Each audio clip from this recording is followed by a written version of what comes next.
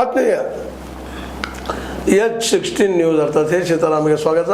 ನಾನು ನಿಮ್ಮವ MI ಅಥವಾ ಮಲ್ಲಪ್ಪ ಜೋತಾರ. ಆದ್ಮೇಲೆ ಒಂದು ವಿಶೇಷ ಕಾರ್ಯಕ್ರಮ ಜರಗಲಿದೆ. ಇದೇ 16 ತಾರೀಕು ಏಪ್ರಿಲು ಸಾಯಂಕಾಲ ಗುರುವಾರ 2026ರಲ್ಲಿ ವಿಶೇಷ ಕಾರ್ಯಕ್ರಮ ಏನಪ್ಪ ಅಂದ್ರೆ ಡಾಕ್ಟರ್ ಬೆಳಗೆರೆ ಕೃಷ್ಣಮ್ಮರ 126ನೇ ಜಯಂತಿ. ಅದ್ರ ಕುರಿತಾಗಿ ಕಾರ್ಯಕ್ರಮವನ್ನು ಇಟ್ಕೊಂಡಿದ್ದಾರೆ.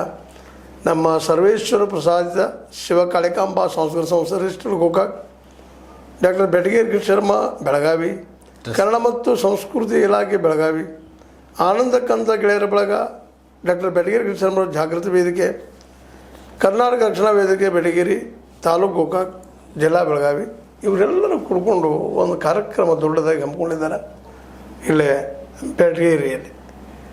ಅದರಲ್ಲಿ ವಿಶೇಷವಾಗಿ ಈಗ ನಿಮ್ಗೆ ಹೇಳಿದಂಗೆ ನಮ್ಮ ಪ್ರೀತಿ ಆನಂದ ಕಂದ್ರ 126ನೇ ಹುಟ್ಟುಹಬ್ಬದ ನೆಪ ಇಟ್ಕೊಂಡು ಒಂದು ರಾಮಾಯಣದ ಸೀತಾಪರ್ವ ಸನ್ನಾಟ ಮಾಡೋರಿದ್ದಾರೆ. ಇನ್ನೊಂದು ನಮ್ಮ ಸ್ವತಃ ಬೆಳಗೇರಿಯವರು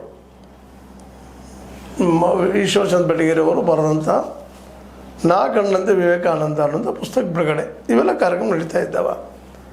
ಬರುವ 16ನೇ ತಾರೀಕು ಆ ದಿಶೆಯಲ್ಲಿ ಏನು ನಡೀತದೆ, ಮತ್ತೇನು ಕಾರ್ಯಕ್ರಮ ನಡೀತದೆ ಅದನ್ನು ಸ್ವತಃ ಆಯೋಜಕರಲ್ಲಿ ಒಬ್ಬರಾದಂಥ ಈಶ್ವರಚಂದ್ರ ಬೆಳಗೇರಿ ಅವರು ಅದ್ರ ಬಗ್ಗೆ ವಿವರಣೆ ಹೇಳ್ತಾ ಇದ್ದಾರೆ.